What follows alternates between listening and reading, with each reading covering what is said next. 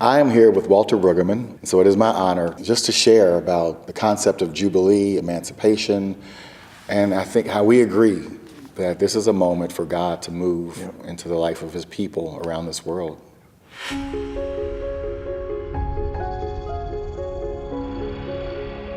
And some conversations we've been having here in the city of Cincinnati regarding the issues of Jubilee, emancipation, and what we call putting an ending or period on slavery. I've looked at the Genesis passage in chapter 15, where God tells Abram that for 400 years your people will be enslaved in a land not their own.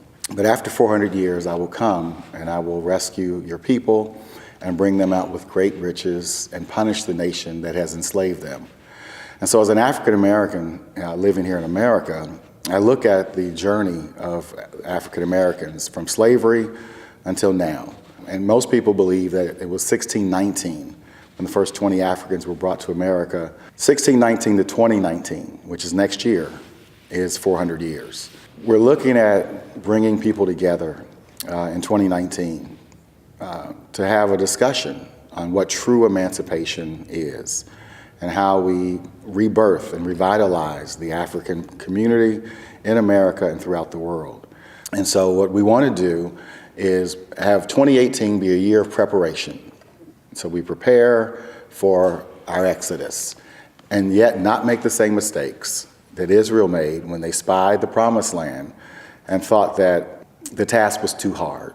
As we are appealing to the biblical narrative, it's important to talk about the sabbatic principle. Mm-hmm. The sabbatic principle is a series of sevens. Mm-hmm.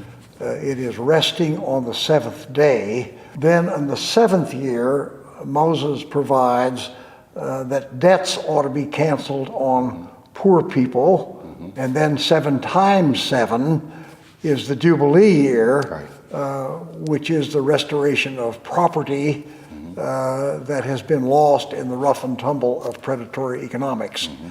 Now, my experience of teaching the Jubilee year it's the only part of the Bible I teach in which every time somebody asks, they never really did it, did they?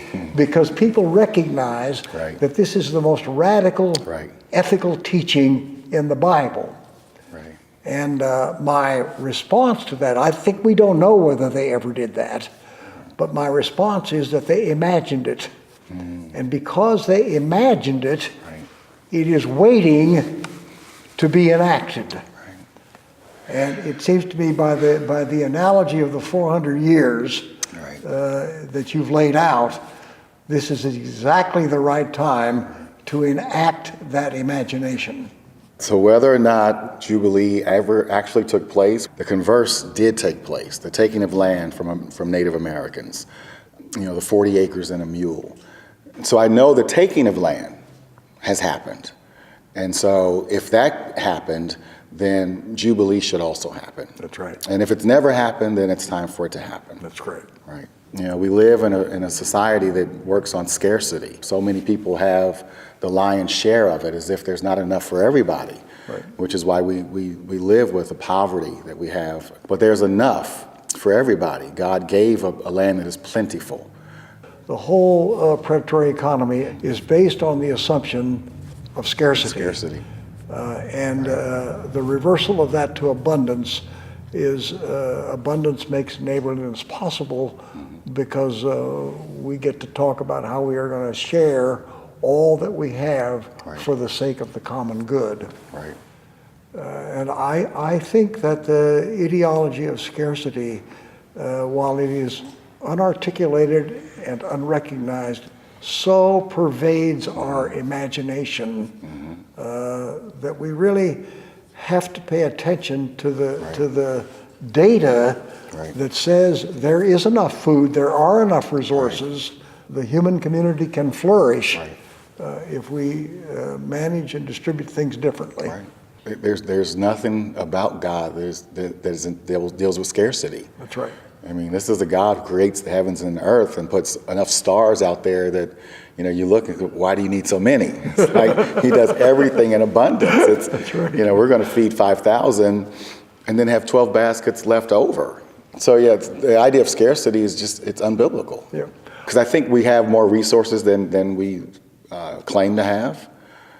We have more education, more ingenuity. We just have to have the right direction. And this is not a new conversation. The conversation of reparations and restoration, people have been having it for years, and that's good.